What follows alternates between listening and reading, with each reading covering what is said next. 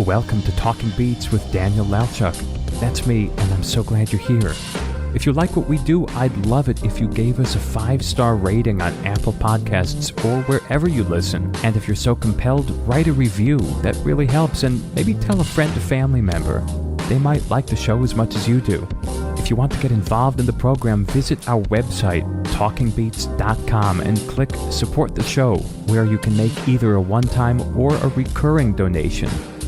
As we look to continue having cliche-free conversations of real substance with a diverse range of the world's most compelling people, your support is so appreciated, especially as we look to expand and increase our offerings. If you have a question, comment, or thought, find us on social media, Instagram, Twitter, and Facebook, or if you wish to reach out directly, email me at daniel@talkingbeats.com. I'm so glad you're here. Let's get on with today's conversation. On today's program, we're speaking with singer-songwriter Noel Paul Stookey. He's been a crucial part of the American music scene since the 1960s, when he became famous as one-third of the legendary folk trio Peter, Paul, and Mary. The group who helped define the sound and the style of American music from then up to now was a major part of Noel Stookey's musical life, but as you'll hear, he's done a lot of other things. He sings, he writes songs, produces albums, and gives live concerts up to this day, now in his 9th decade. He remains a beloved musical figure with a devoted and passionate following. He says, quote, "I've been learning over the past 50, 60 years, come in contact with some really wonderful people at some really wonderful moments like the March on Washington. It awakened me. It awakened all of us. My particular form of expression has always been music, whether it's making up romantic songs in high school or bringing the mission of my heart to fruition." I'm thrilled to have an American musical legend with me right now. Noel Paul Stookey, welcome, sir. Thank you so much. Been looking forward to this.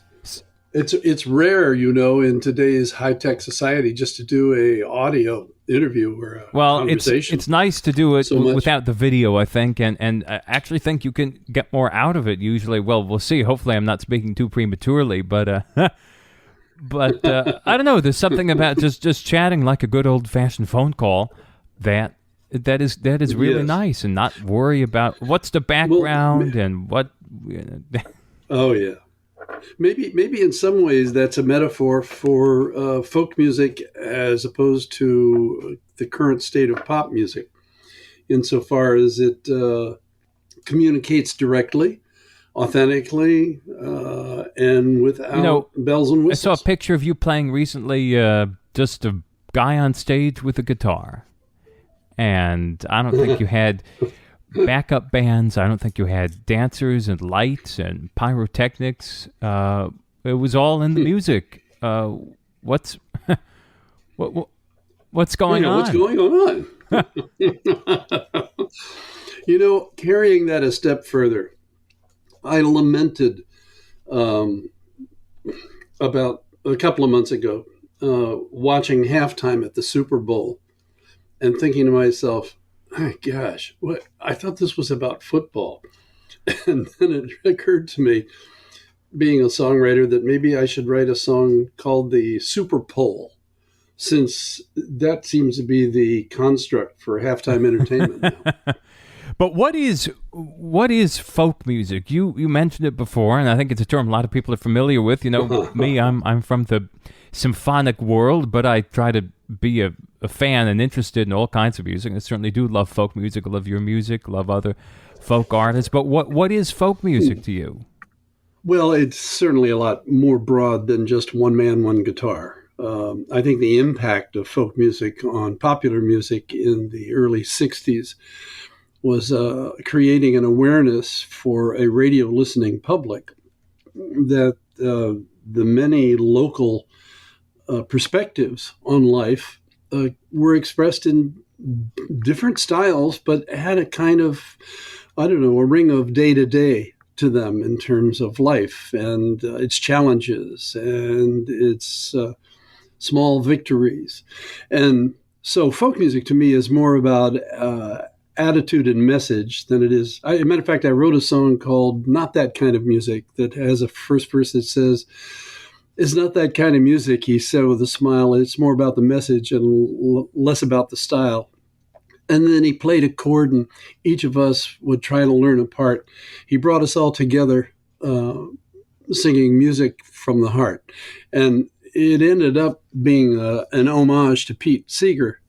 But just to continue the description of folk music one step further, I saw a delightful, and I think it's still there on YouTube, video of Arlo with Pete in Africa somewhere. And Pete's talking about folk music and how it's wonderful for everybody to sing together. And Arlos pipes in and says, yeah, most people think you got to sing If I Had a Hammer or Blowing in the Wind or Where Have All the Flowers Gone to Be, for it to be folk music. He said, but if the criterion is people singing together and feeling something together, he said, here's a song by Elvis Presley. And he started singing Fools Rush In, and 30,000 people in South Africa sang it with him. So when you ask me what folk music is, I think it's a music that brings people together, sometimes because of the message, but sometimes because of the opportunity to confirm the message by singing together. There was a CD album that you did a couple of years ago. You were in Maine. I guess you live in Maine, and this is the Maine tour, and I was just listening to it today in the car. I'm in New Hampshire right now, and sort of down the road from you, and I was listening to this guy with a guitar who gets the public, gets the audience to sing along with him, and it actually translates great over just the audio. You can sort of picture being there. I don't know if it was at a concert hall or what, but why do you want them to do that? Obviously, there's a tradition, Pete Seeger and others. There's a great tradition of getting them to sing with you. But what's it about for you? Why do you want to get them involved? Not just that they sit there and listen and clap and have a good time, but that they actually sing. No matter how they sound, they sing. Well, we could belabor the pursuit of artistry and confirm the fact that people spend many years honing their craft. And God forbid, there would be a concert at Carnegie Hall where Heifetz plays and everybody pulls out a violin and accompanies him. I think he might walk off the stage pretty quickly if that happened. So I think to a certain extent, participation is always understood to be a convivial meeting, like a family reunion in a sense. First of all, the message has to be, understood or agreed upon, or why would you sing it at all? And second of all, your talent doesn't need to be honed to the kind of level that the leader has. When we went to camp as kids, and we all sang around, sat around and sang, "She'll be coming around the mountain when she comes." We didn't have to sing with professional quality. It was just the joy of joining together. So for me, not every song I sing is a sing-along. As a matter of fact, if I go to concerts where every song is a sing-along, I'll probably leave because I want some time to have a lyric that causes me to reflect rather than to participate. And so in my concerts, I generally try to balance that. But there's a value to interactivity, and audiences sometimes are shortchanged when all they can do is applaud. For instance, at a classical concert, when someone between one of the pieces makes a comment about an uncomfortable moment on stage, or maybe a microphone falls on a boom stand halfway down while they're performing. And they speak about the fact that they hope that the critic in the audience did not have a similar reaction to the tune. And the audience bursts out laughing. I think laughter is also, a convivial interaction as strong as music is in reminding us of our commonality and our community. Talking about the strength of music, you're in your say, seventh decade of making music. That's just a guess. It's probably true. I imagine you started as a young kid. You're not a young kid anymore. It's been with you through your whole life. To talk about how you got started, is it the sound that grabbed you? You know, for me with the cello, it was just the pure visceral sound. Then, of course, when I discovered the repertoire, that sort of opened up a whole new world. But it wasn't that I wanted to play the Dvorak concerto when I was 4, as I wanted to play the cello and feel and hear the sound. What was it with you? Was it voice or guitar that grabbed you? I would have to say guitar, because it's the manipulation of the instrument that is a constant challenge. I've been blessed to have a voice that, as you've suggested, has borne me well for 7 decades, eight decades actually, being 83 now. I gave up smoking in 1971, which was a considerable length of time ago, and I certainly have not regretted it, because I think to a large extent that's contributed to the health of my vocal cords.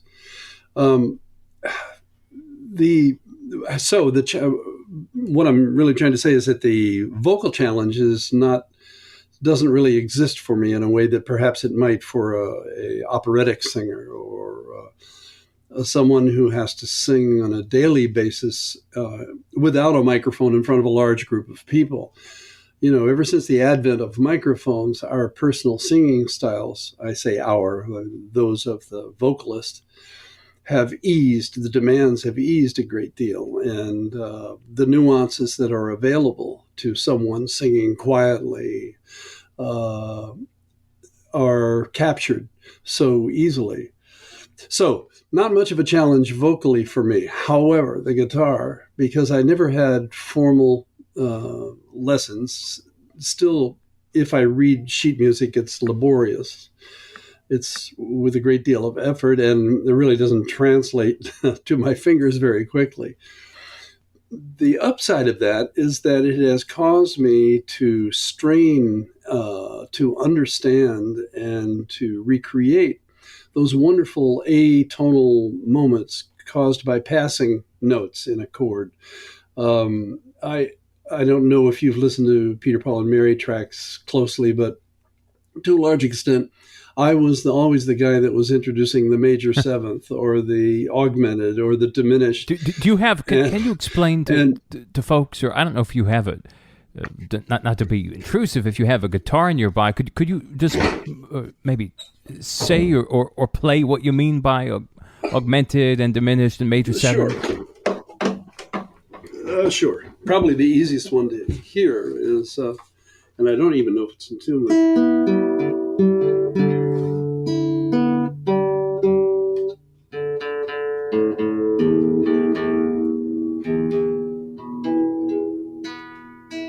So here is an A.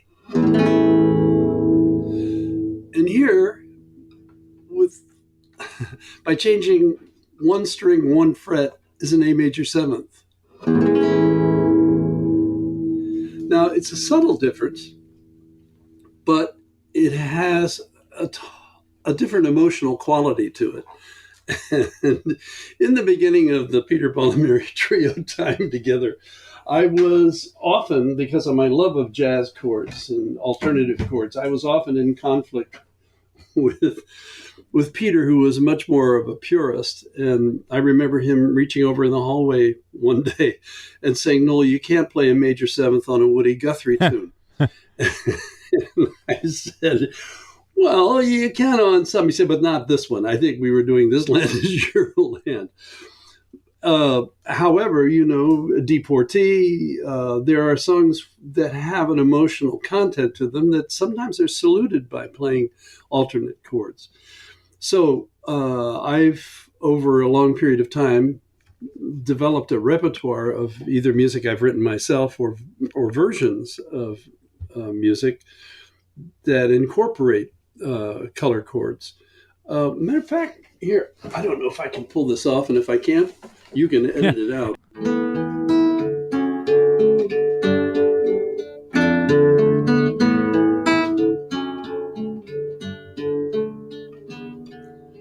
Oh, beautiful, for spacious skies, for a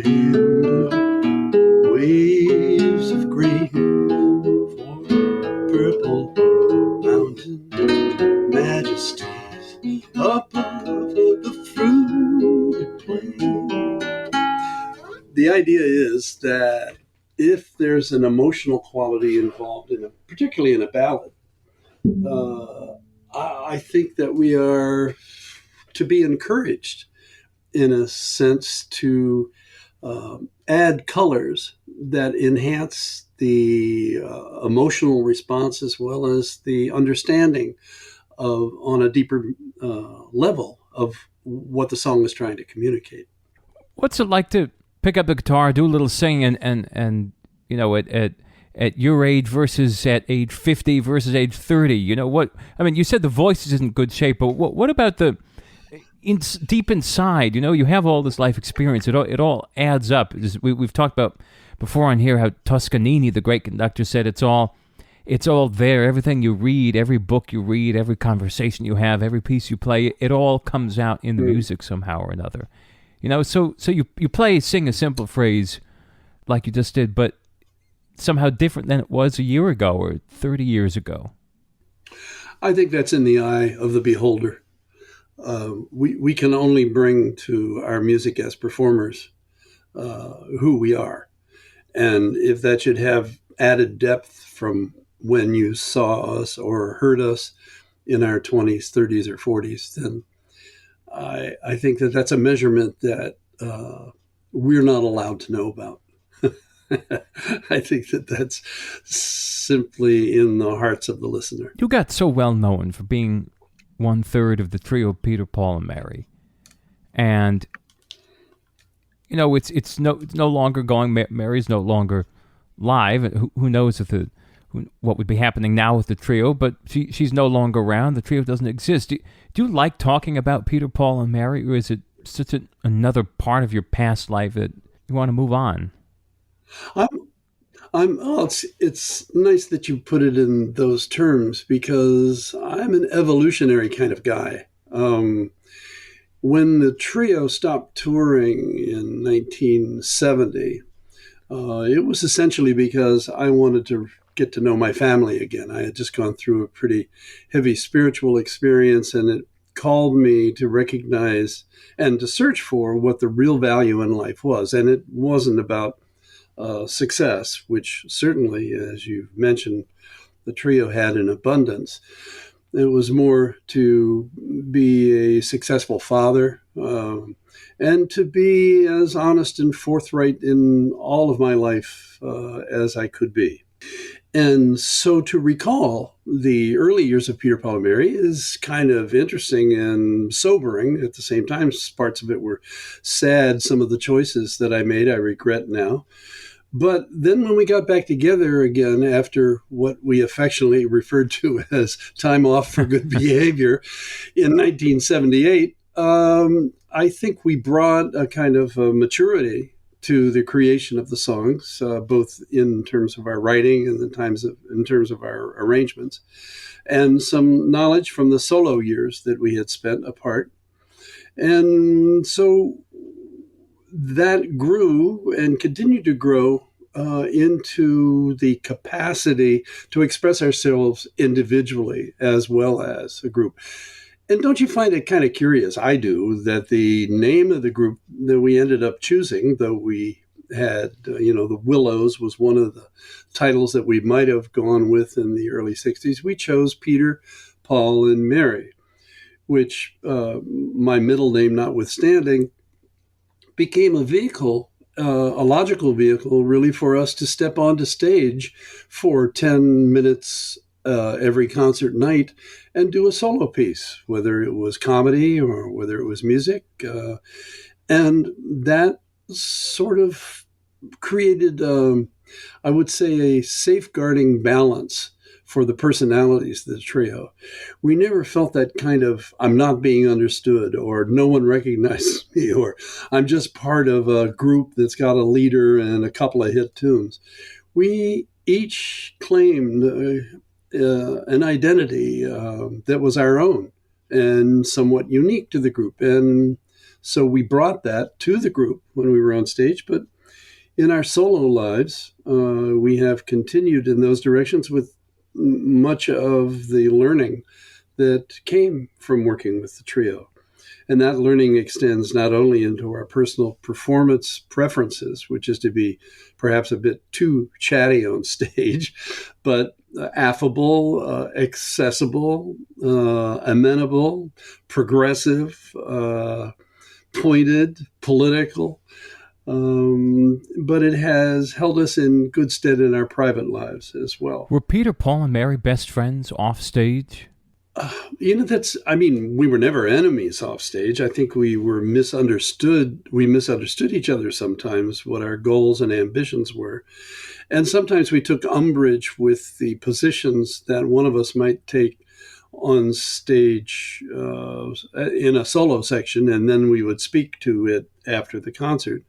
But we were affectionate, but our lifestyles really did not suit a compatibility that got us together every night. I mean, basically, when the concert was over, we might give each other a hug. We might just say, see you tomorrow. We might say, see you in a couple of months if we had some time off towards the end. But we did not live in each other's back pockets. We definitely had separate lives and, different spouses, different kids, different directions. And I think it was a healthy part of our relationship, actually. Kind of a, democracy in action, if you will. In terms of the solo writing, we have music and we have words, we have text. And this is the same with you, and the same way it is in a Mozart opera. There's music and text, and they have to go together. Music, text for you, what's the relationship? What is building off what? It's interesting you should bring that up at this particular time in my life, because as I review the credits for the music that I'm associated with, I'm looking at the normal division, which you just mentioned, which is music and lyrics. And recognizing, as I have for the past 30 years now, I have an increasing awareness over these past 30 years of a third element that's seldom mentioned, except maybe in an interview, but never credited in terms of sharing in the publishing or the writing monies. And that is the arena of the brilliant idea. Who proposed the concept? Now, if a singer-songwriter says, I want to write a song about an anti-nuke song, and he writes Nukes or Nuts, which was on that album that you were talking about playing, he might borrow he might get a line from a friend of his, or he might get a chord change from a band. And to the extent that he's upfront and connected with his bandmates or his writer friend, he'll include their name in the credits.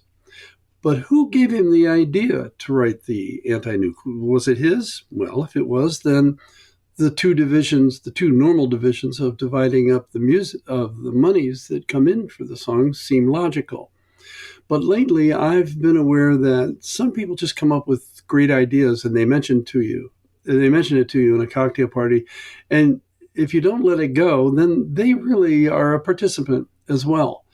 So most of the songs that I've done or been working on lately, I make sure that the person who came up with the idea gets credited as well. Well, does it really happen at a cocktail party? Someone comes up to you, they say, does that actually happen?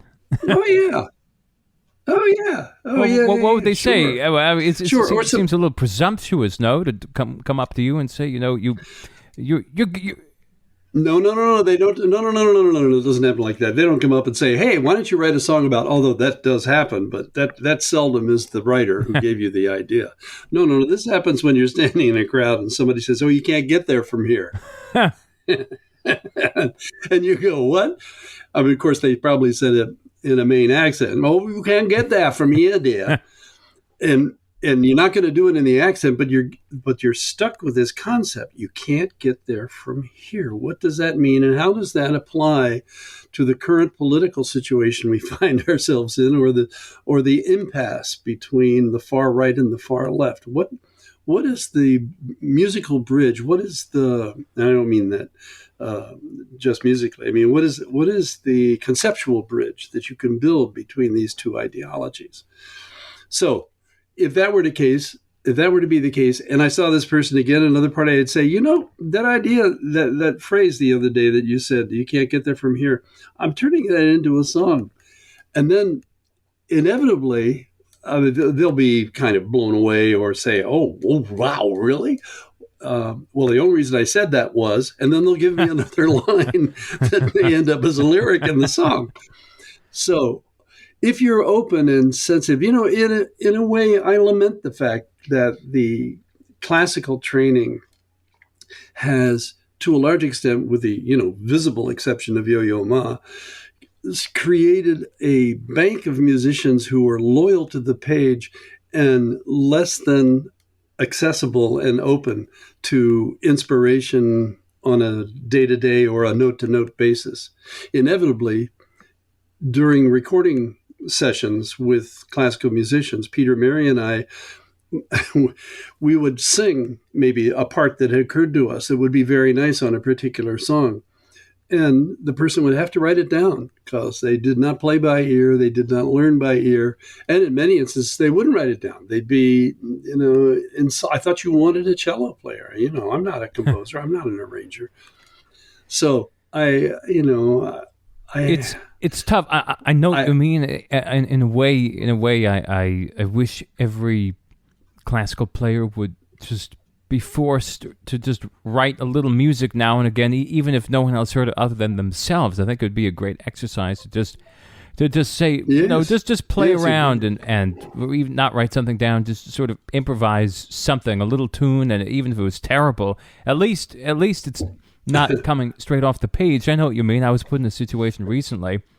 I was at a place and there were lots of amazing musicians around, none of whom were classical, and I had my usual solo Bach and a few other things, and they said, we really want to do this blues tune, and you're here, so would you play? And it took some arm twisting and a few other things, but I did, and certainly got past the initial trepidation, because there is trepidation. You want it written down, you want to know exactly what to do. Is that louder or softer, or is that in above middle C or the one below, or how do you want that chord voice? And sort of got beyond that. I said, Dan, you got to get past this, man, or else the song's going to be really long. And I did, and it was wonderful. And they were all shocked, and I was shocked. But it takes a little doing. Yeah. Oh yeah. Well, the downside of not knowing how to read music is that some 50 years later, in the recall of all of these quote, fabulous color chords, unquote, that I've created. Some of them, most of them, I have no idea what the name of the chord is. I just know that it's up on the 8th fret and it only uses 2 of the strings out of the 6 that are on the guitar. Well, I have to relearn these tunes if I'm going to perform them in a manner similar to a demolition derby. What I mean by that is I get in the pickup truck, I play the first 2 or 3 notes of the chord, and it smashes into a wall because I can't remember anymore. I back the pickup truck up, and I try it again. And little by little, although the front end of the pickup truck is totally destroyed, I happen to move the wall from where I first encountered it to the completion of the tune, and I do remember all the chords. But it's a terrible way to have to relearn. I mean, how much nicer it would be to look at a score and go, oh, yeah, B7th. Yeah, that's right. Now, have you always had a good ear? Oh, yes. Talk about, I have ever since. Maybe just to go back one more step, talk about, for people, because as you know, it's not a music audience per se who listens to this show. So to talk about, what does it mean to have a good ear to you? And then talk about your own good ear. Well, I think... we move into an area where making decisions about what is in tune and what is not in tune become an important part of the what is a good ear criteria. I had a wonderful friend, still do, but I've moved to the country and he was in Westchester. who was almost monotonalic, if such a word is available. Sure. But the song that we would sing together would be Linda. When I go to sleep, I never count sheep. I count all the charms about Linda. And we would do it as a duet. And I loved it because and I asked him, I said, no, when I go to sleep, you hear sleep. And he would go, sleep. And I go, okay, that's close enough, right? I said, now, we're going to start with when I, and he'd go, when I. Okay, now then we're going to make the leap to sleep. All right, you ready? When I go to sleep. Well, what I discovered, Dan, is that he would make the move. He just didn't realize how high it was. And he never did. He didn't have an ear for hearing the intervals. So he could appreciate music, but it was, when I go to sleep, I never count sheep, I count on the charms of Linda. They were in the right direction, but they didn't have the full commitment. So having an ear means, I think, grasping the intervals, understanding the intervals. And when you understand the intervals, then you can begin to play with them. Or in the first case of my experience, I'm maybe 7 years old, 8 years old. I'm standing up in the front seat of my dad's Oldsmobile, and mom's in the back seat, and I don't think it was we'd be coming around the mountain when she comes. It could be, I think maybe it was I'm looking over a 4-leaf clover, which possibly your people who are listening to the show don't recognize, so I'll sing a little bit. I'm looking over a 4-leaf clover that I overlooked before. And my dad broke into harmony while we were singing. I was not prepared for it. He didn't tell me that he knew how to do it. He didn't say, watch out, here I go now. And when I heard that buzz in my ears, it was, I couldn't stop laughing. I mean, it was such a joy. And the moment that you hear harmony, then you begin to want to apply it. As a matter of fact, I got to make a personal confession. I don't mind music in grocery stores. Why don't you mind music in grocery stores? Music in grocery stores, because I either whistle or sing harmony and make up counterparts to them. So it's like somebody's playing me a basic track and I'm having a riff over the top of it. So I don't even hear what the original tune was so much as I hear the chord changes and where they might go. And I guess that's called having an ear and taking it a little bit too far. I think that's a better option than hearing it and just wanting to pull all your hair out because you hate it so much.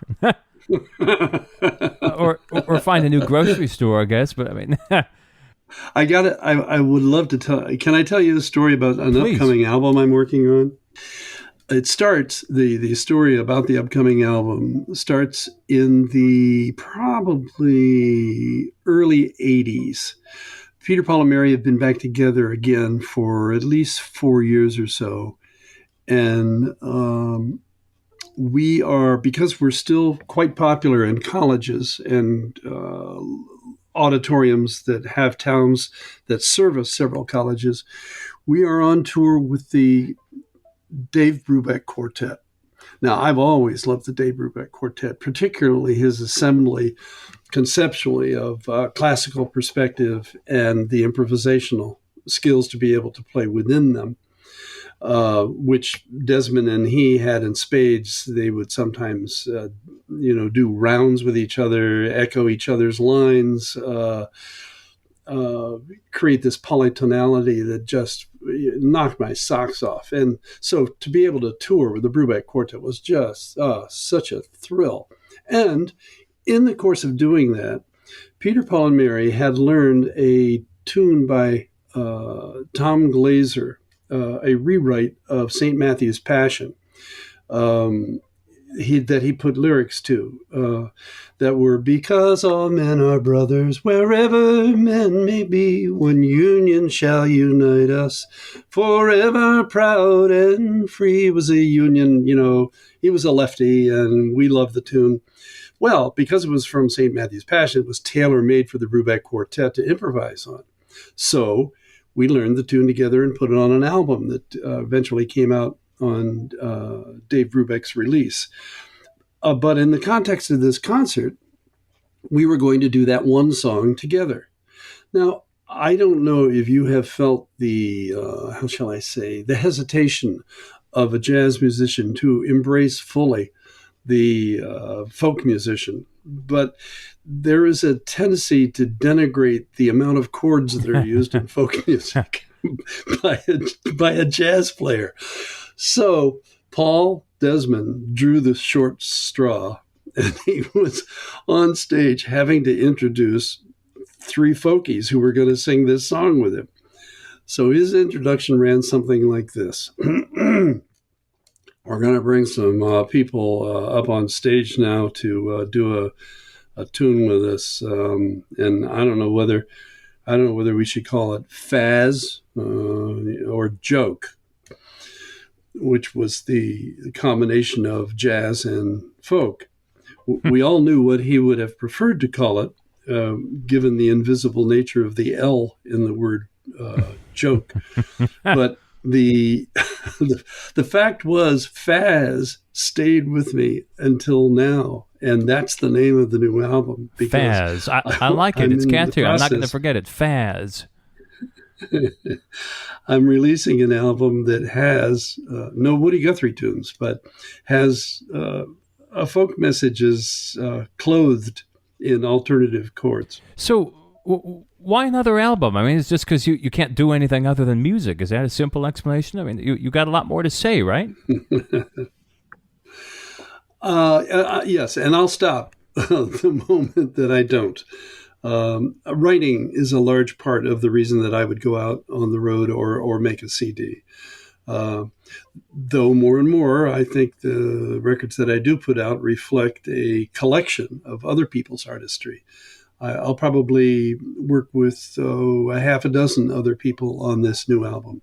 But I have 2 or 3 originals.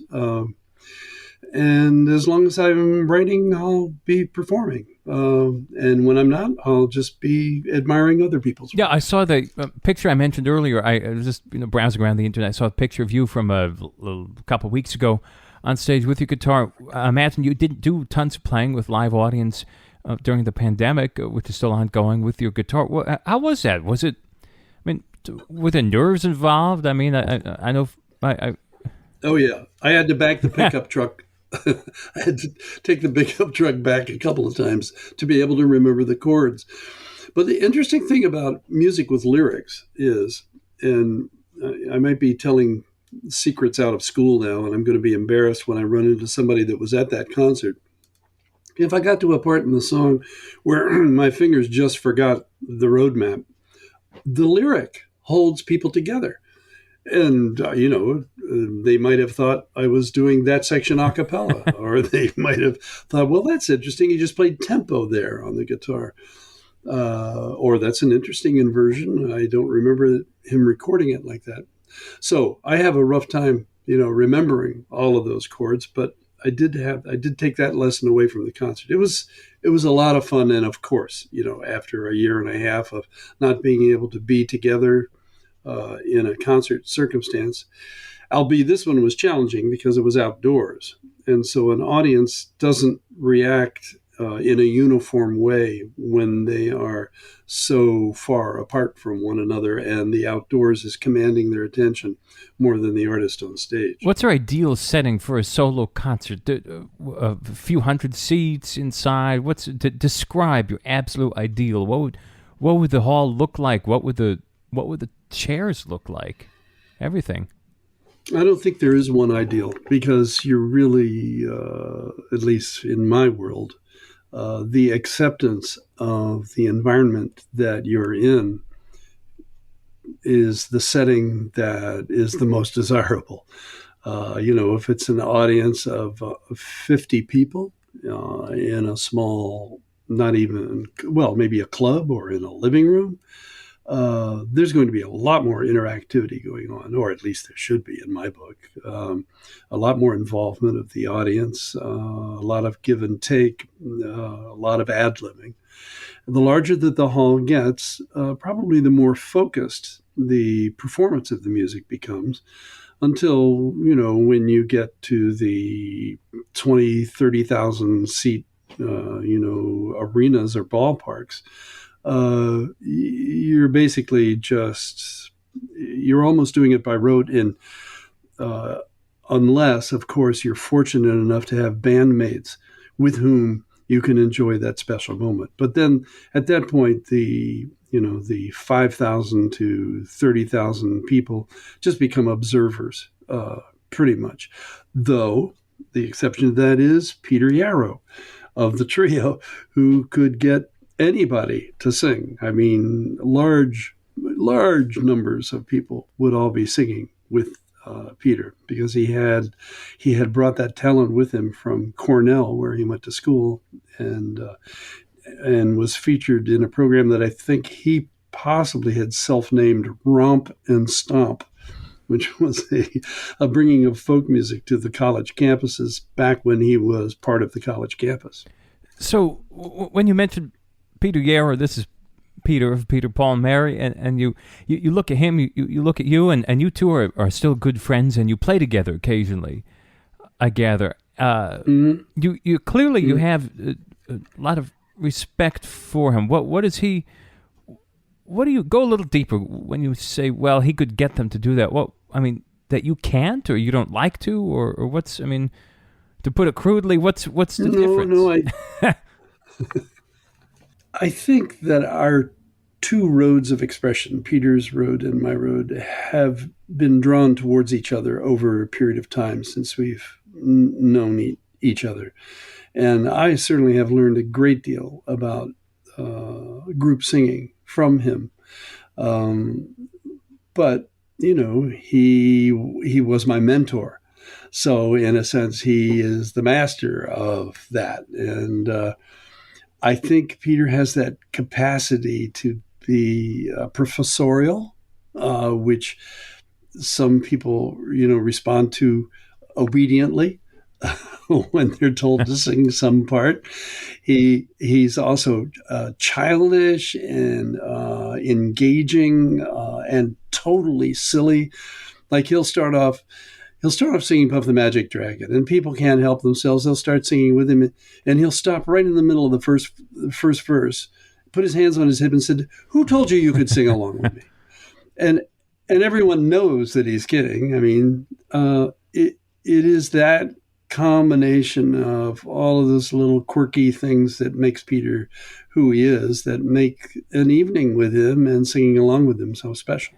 You and I were chatting a little ways back, and the term protest music came up, and I wonder what it is to you. What is protest music? I mean, isn't all music that you've been involved with, in a sense, protest music, or at least music that makes a statement that goes beyond the banal, beyond the cliches? I remember Mary defining protest in its Latin root, saying pro means for and test is testimony. So as a positive testimony, thinking that that's the guideline for protest music, that it speaks to that which could be or that which should be. And to a large extent, I follow that whether I'm proclaiming, a spiritual rebirth for someone, or the rediscovery of love in their lives, and or perhaps even equating that with a larger love that has created this entire universe and our community of life. At the same time, there is an awareness that some things are rotten in Denmark, as they say. So there have been a couple. It all goes back to Shakespeare, doesn't it? Yeah, yeah. And there are a couple of songs that I've created, which most pointedly, refer to that. And yet, once you're convinced that the root of all of us living creatures is love, then you're always looking for the redemptive angle, the redemptive solution to the differences that we have. And I'm afraid that I am guilty of not being able to refuse that perspective. And most of the songs that I create have created over the past 70 years, 60 years, have always had that remedial or redemptive bent to them. And yet, I would have to agree with you that, yeah, they are protest songs because they are, in a sense, trying to take us from perhaps where we've complacently arrived to a more invigorating, exciting, and hopeful future. You mentioned the political divide earlier, far left, far right. I imagine you're not on either extreme, but certainly you've been observing American politics alongside American music for your entire life. We're at a tough time here, and I know it's something that you're aware we talk about a lot on this show, and I always maybe naively talk to people about the unifying power of music, and maybe it sounds naive to some people, and maybe silly, but it's all I can say. That's so sweet. And naive is the word that I've used to describe my perspective, particularly on a song that's now has its own website called Revolution One by One, because it was written shortly after 9/11. And, it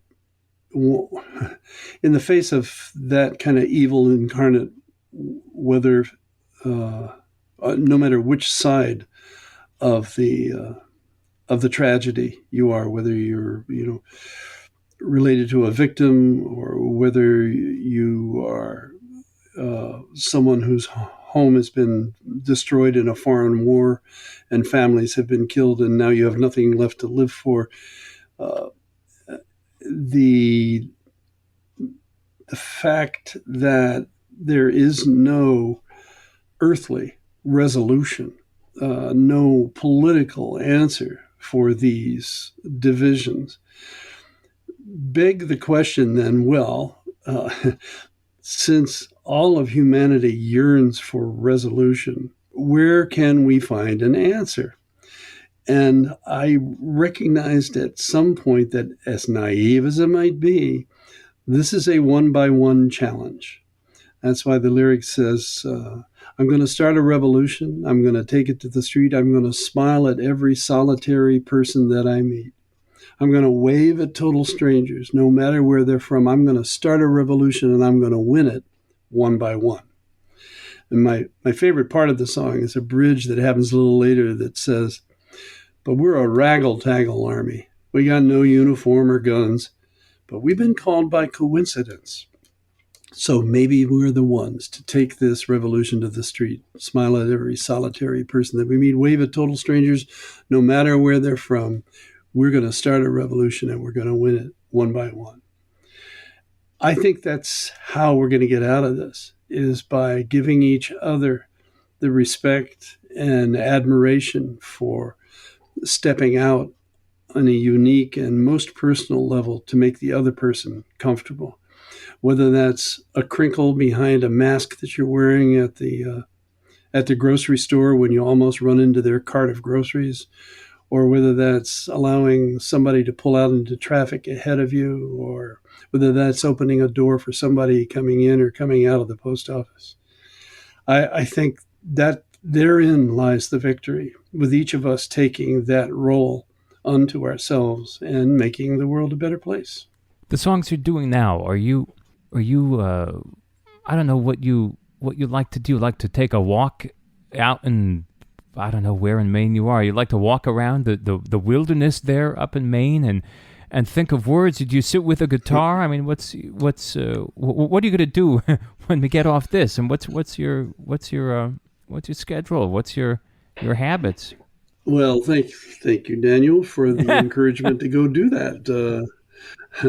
I am a cathartic writer. That is to say, I do respond to those thoughts, or those challenges, or concepts that have come up in my life, and relate them personally to how I think they could be, should be dealt with. And every once in a while, I will come across a riddle that I haven't solved, and I will write a verse and then back the pickup truck again and come back to it on another day and try to write more verse. For instance, right now I'm in a quandary. I know this song is going to end up on the Faz album, and I love the chording for it. Here, I'll play a little bit for you. I'll play the one verse that I have. Let's see.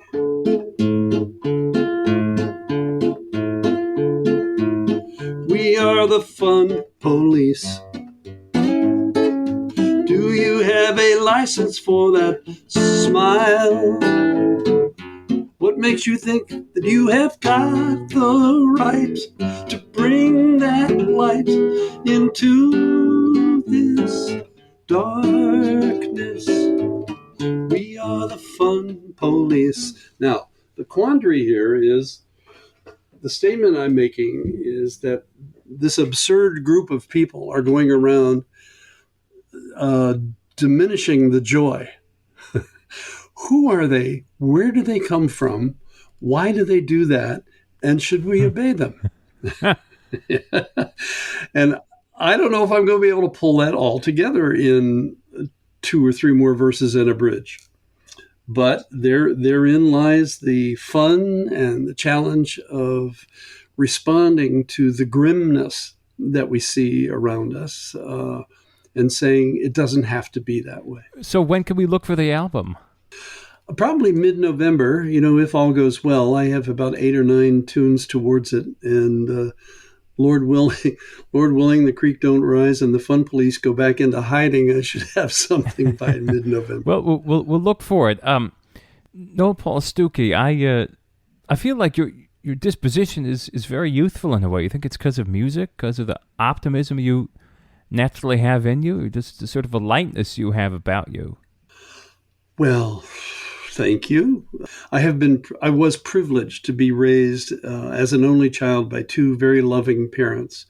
One, a very creative mechanical engineer who could fix anything with baling wire and Scotch tape, and a mother who was artistic and caring to her community.